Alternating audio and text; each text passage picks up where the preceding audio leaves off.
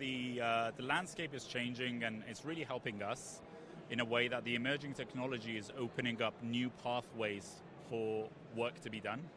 So traditionally, SS&C Blue Prism has been the inventor of robotic process automation, and what we have is we are very, very strong in the way that we do what we call as deterministic automations.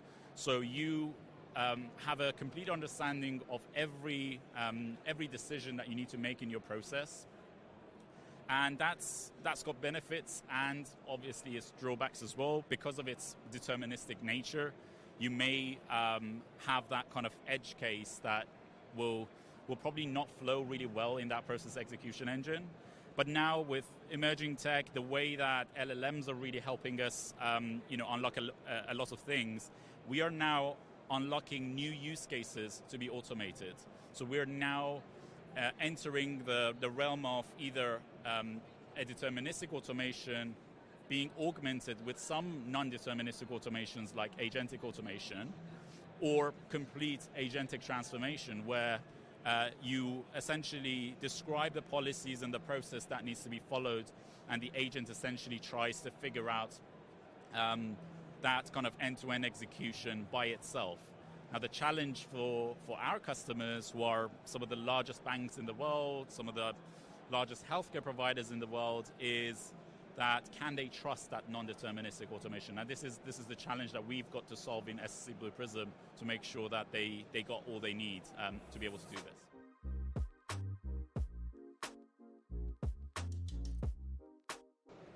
So I think one of the things that really differentiates us in the market, and this is why typically if we look at the structure of our customers, we've got very large enterprises that rely on Blue Prism.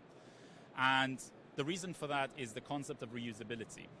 So if you're looking at a large organization, a large bank, and you're looking at the different automation use cases, the likelihood of you using a similar application in multiple processes is a lot. So in order for you to be able to go through that end-to-end process lifecycle, we've come up with ways of reusing what you already have so you don't have to rebuild it. And we've also got a very large marketplace where with hundreds of thousands of assets that will enable you to not have to do everything yourself. So if you want to use Excel, or if you want to use Workday or any other enterprise application, the likelihood is that you don't really need to start from scratch. So this is why, with that concept of reusability, with massive scale operation capabilities in our control room, in our next generation platform, as we have launched last year, we are opening even more ways to be more scalable than we already have been. So that's essentially the game plan for us in that sense.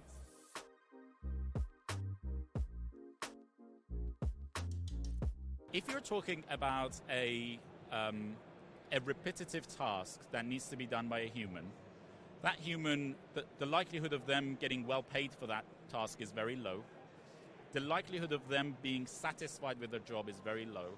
So what we essentially do is not just cost saving so that you don't have to pay that human, or you do time saving, it's about satisfaction. So different businesses are now looking at adopting different frameworks to value their automation programs. So for a bank, it could be cost saving, full-time employee reductions, or it could be that they process the requests of their customers sooner.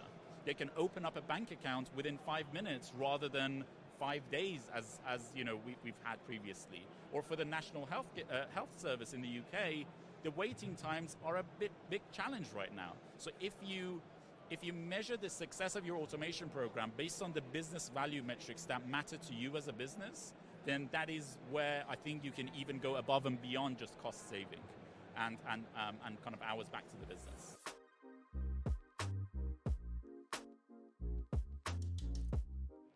Right, so we talk about, again, deterministic automations and non-deterministic automations. I think the way we go about our deterministic pathway is just we have extreme levels of auditability, so that you can make sure that if if a decision is being made in an automatic way, there is very good explanation behind why a decision was made in a certain way. You can now see a lot of the applications that you put forward, actually a lot of them are now not being kind of taken care of by a human. So if you are applying for something and you're not getting it, I think you deserve to know what was the reasoning behind that, or at least the business should be able to come up with a way to explain that decision making. In a non-deterministic automation, or the agentic process automation, even if you're augmenting, you need to have human oversight in sensitive cases, but you also need to have a lot of guardrails and a lot of kind of security embedded in how a case gets through that kind of end-to-end workflow. So we're essentially building lots of different layers in our process execution engine so that you can have ultimate levels of explainability, you can control how things flow even in a non-deterministic way as much as you possibly can.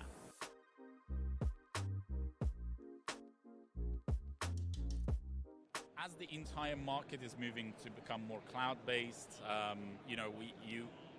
we were talking. So if you had a time machine and traveled back 20 years, everybody was so big on-prem.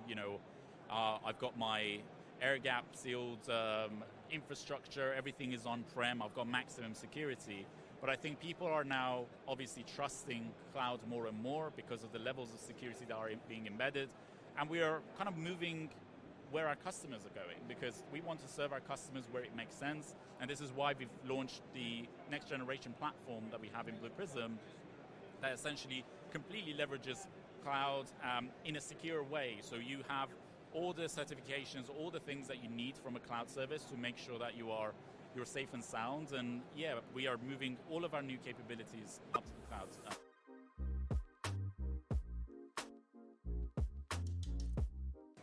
So we've got a team of lawyers at Blue Prism that I have regular catch-ups with about the new regulations that are coming in. I think that every tech company that is utilizing AI, apart from the regulations that are set in place, I think they need to go above and beyond to make sure that they don't invent something that we will regret at a later date. I think that's my general belief, and this is why I think inventing automatic decision making, that it would be a black box or it could be having bias built in it. We need to, by the very least, inform our users on how to responsibly leverage our technology, and I think there will be lots of law coming in, probably in EU more than the States and more than Far East Asia. But I think we need to. We will get one chance at it. If we mess it up, I think it might be too late for us to address it.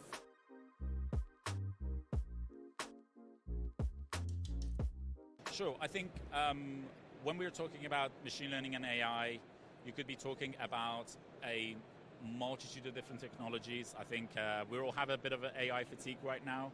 Every time you pop onto LinkedIn, all you see is AI. Oh, here's 10 new AI models that we've discovered.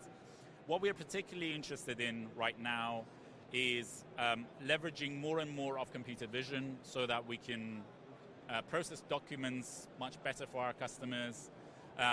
We use computer vision, for example, to understand the different screens that are being operated within a user's machine. But obviously the big elephant in the room is the LLMs and the large action models that are popping up.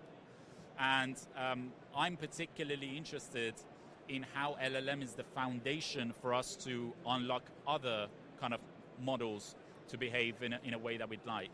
So LLMs are essentially that processing engine that we've never had, and now we have access to it. It's a bit costly at the moment, but once you have a good understanding of what a task is, and then understanding what tools you have at your disposal, essentially connecting it to an action, this is where we think we need to be very good at, and this is what we're working on.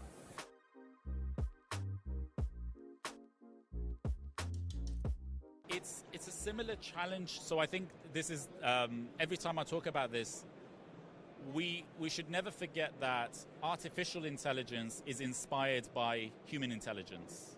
And human intelligence is not by any means perfect. So when you are looking at a computer vision program, when you are trying to look at how you, for example, target an element on the screen with respect to another element, for us that's common sense, because our eyes are trained by looking at different UI for the past 10 years to know how things work. I think the challenge is to infuse some of that kind of intuition into how robots essentially look at the world like we do. With computer vision, I think we are probably having more and more breakthroughs as the time goes, but I think when it comes to digesting the things that are on a screen, I think we are equipped more than ever before. So we're trying to understand how we can identify elements better, how can we understand what elements are being displayed so that our robots can act more intelligently in their automations.